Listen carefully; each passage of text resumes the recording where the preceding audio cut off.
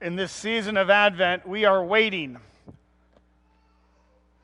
We remember the Israelites as they waited for Jesus, as they waited for Messiah 2,000 years ago. And we remember that as we live in this world, we long and look forward in anticipation for when Jesus will return, when shalom will be restored, when the brokenness will get put back together in the right way. And we long for that, and we anticipate it. And as we wait, last week we talked about we wait, but we don't wait. It's not static waiting. It's waiting that's filled with activity. But it's also waiting that's filled with anticipation. So I was thinking about anticipation, and I want permission to play a song that's not Christmassy at all. But it's one that I often think about when I anticipate. It's the 1812 Overture. And the 1812 Overture has strings and has orchestra and it's got music, but it's got something even better. It has cannons, things blowing up. And as much as I can say that I appreciate the music, there's still a middle school boy in me that says, but there's stuff blowing up. And so I look forward to that. So I want you to listen. I'm not going to make you listen to all 15 and a half minutes, but we're going to start at minute number 11. Minute number 11. And you've been in here. Just imagine yourself a middle school boy. You've been listening to this for 11 minutes waiting for the cannons, and they haven't come. And the music has built every once in a while, and you think, is this the moment? Is this the moment? Are there going to be cannons? And after about a minute, I'm like, is it time yet? Are the cannons here yet? If you ever get to see it acted out outside, there's actually, if you'll see the music being played, they'll actually have a real cannon. And then you know when the cannon's going to go because you'll see the activity increase over by the cannon. But these are not real cannons. These are digital cannons. I have no idea what that means, but that's what the CD says. They're digital cannons, and I still look forward to them. And you just sit there and you listen and you wait for the music to build, knowing that they're going to come. But at this point, the music has built 5 or 6 times, and no cannons. But that was the song. You know when that's tune right there. You know when that piece of music comes, that there are going to be cannons after that. There's also bells later on. Some people love the bells. For me, it's still about things blowing up. And so you kind of hear the trumpets off in the background. You hear it building. Maybe this time. You've been waiting for 12 and a half minutes at this point. And this is the moment.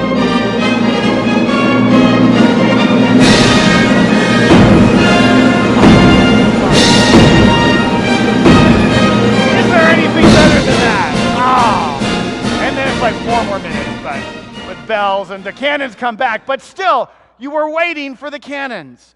And the cannons came. But that 12 and a half minutes, that's where we live. We live in the 12 and a half minutes of anticipation that God is going to return and things are going to be restored and justice is going to reign and truth and justice and righteousness are going to kiss. That's what we wait for in anticipation, looking forward to it. It's the prologue of John that reminds us that we are waiting for something so good. This prologue, remember I told you that Augustine said that the early church did not even believe that it was written by a human being. It is so beautiful. And its beauty is noticed not just by those who are followers of Jesus. Augustine talks about a friend of his who's a Platonist. When he read this paragraph, he said this paragraph should be painted in gold on every church all around the world. Listen to the John's prologue, the beginning of John, the Word. Okay, I'm going to be reading John 1, verses 6 through 16. There was a man sent from God whose name was John. He came as a witness to testify to the light, so that all might believe through him. He himself was not the light, but he came to testify to the light. The true light, which enlightens everyone, was coming into the world. He was in the world, and the world came into being through him. Yet the world did not know him. He came to what was his own, and his own people did not accept him.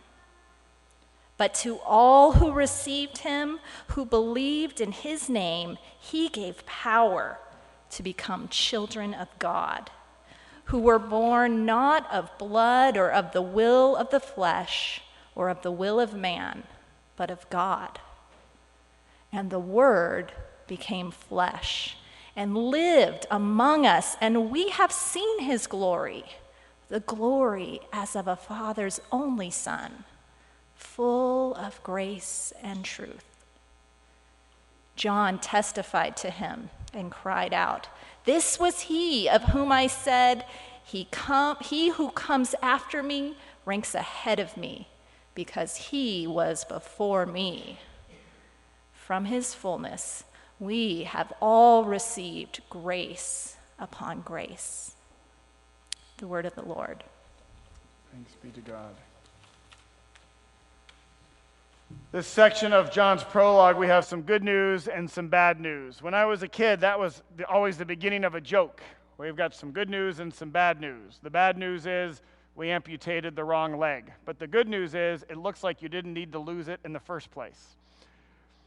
That was the joke. This is not a joke, though. This is real bad news that's a part of John's prologue and real good news. Here's the bad news. Verse 10. This is the Word that was life, the Word that was light. He was in the world, and the world came into being through him. We've heard that already, that he was creator, and as the creator entered into the world did not know him.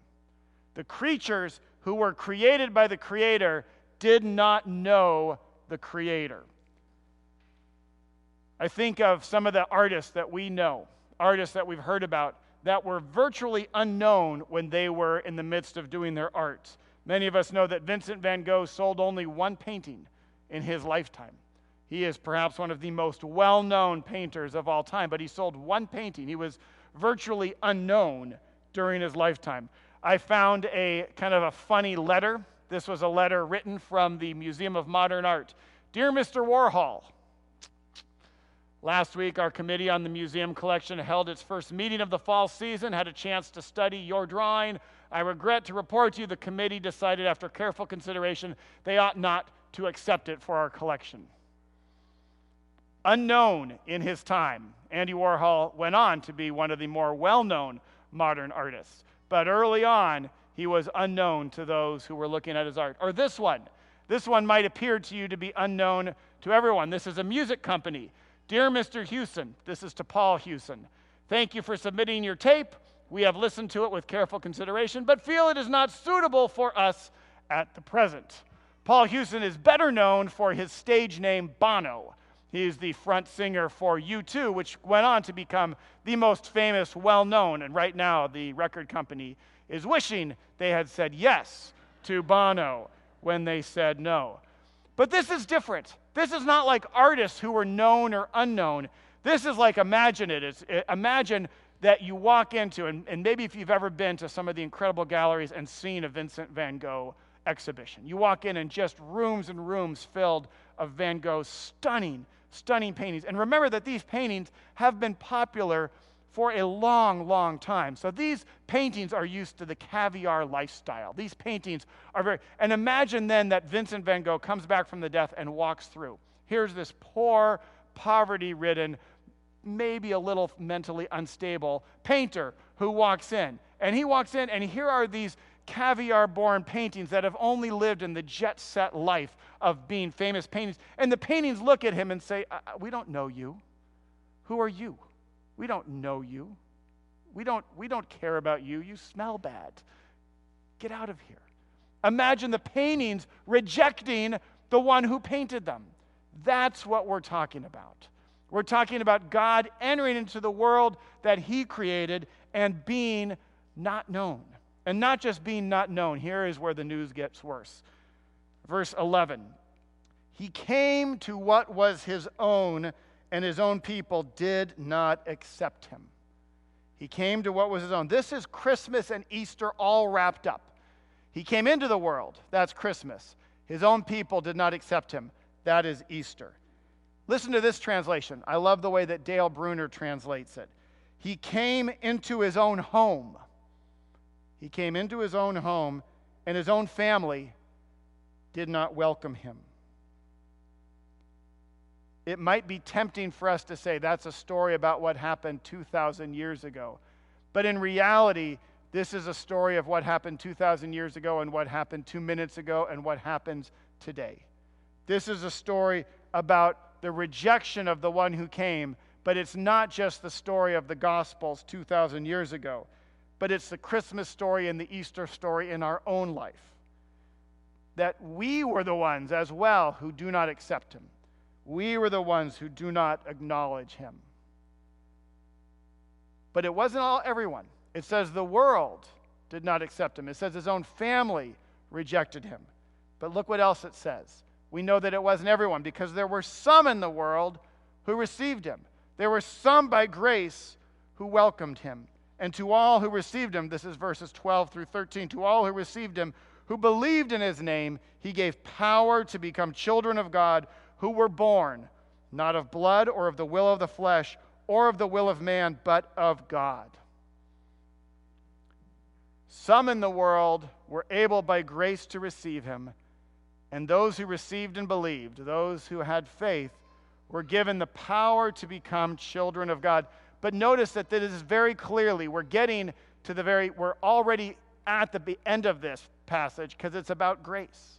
We have received grace upon grace. Those who were able to become children of God were able to become children of God by grace.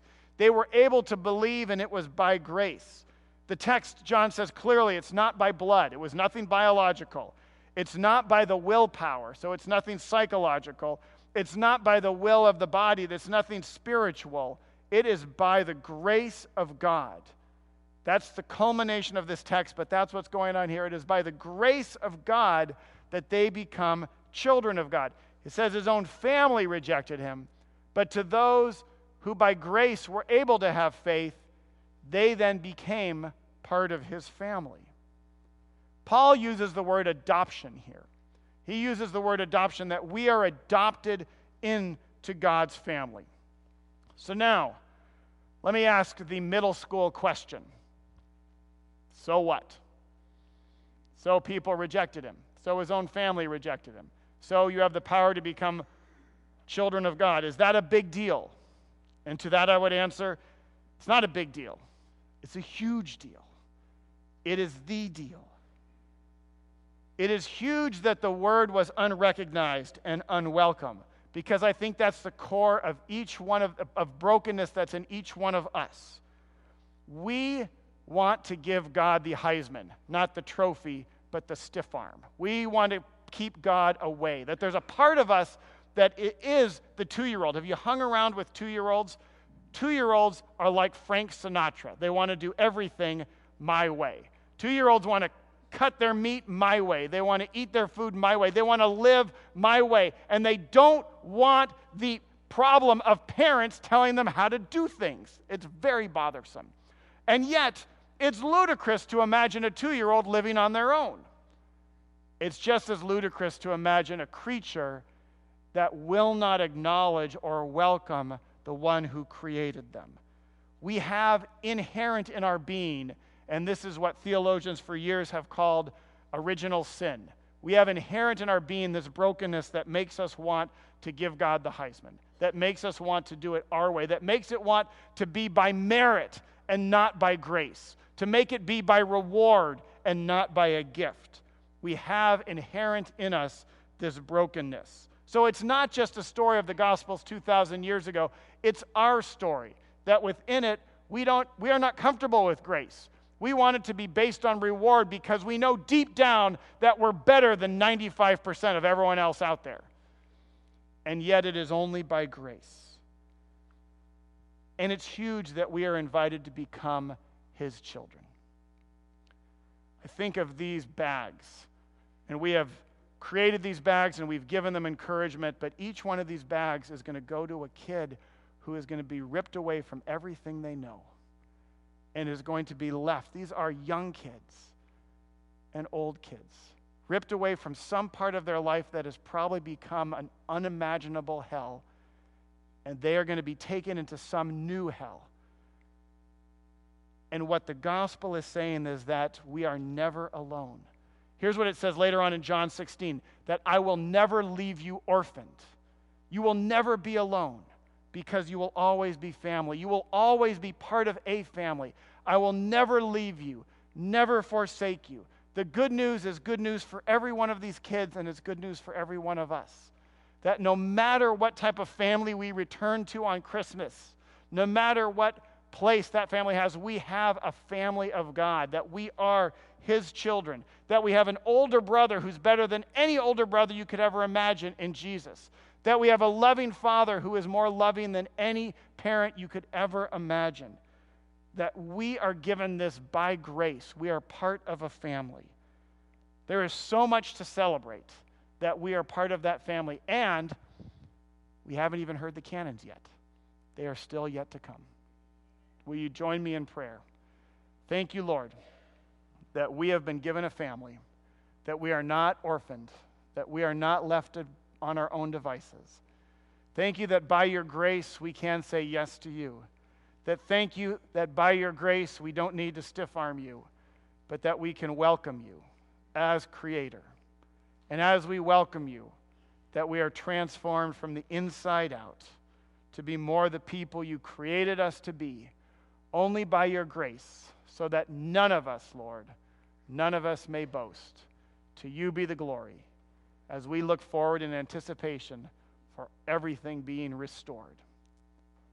And all God's people who are his children merely by the grace and the faith that he has given us said, Amen.